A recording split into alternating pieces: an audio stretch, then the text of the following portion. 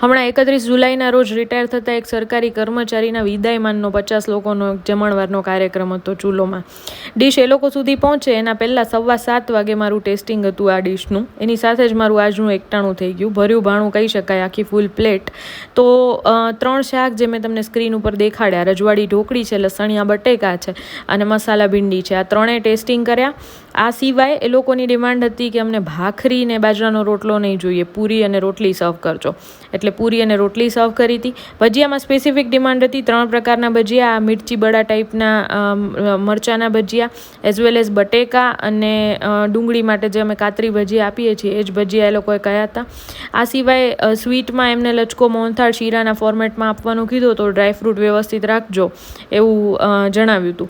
એ સિવાય કઢી અને ખીચડી ના પાડી હતી. કઢી ખીચડીની બદલે એમ કીધું હતું કે દાળ ને ભાત સર્વ કરજો. બસ, તો આ બધું જ ટેસ્ટિંગ કરતાં મારું એકટાણું પતી ગયું હતું. આપણે મળીએ નવા વિડીયોમાં.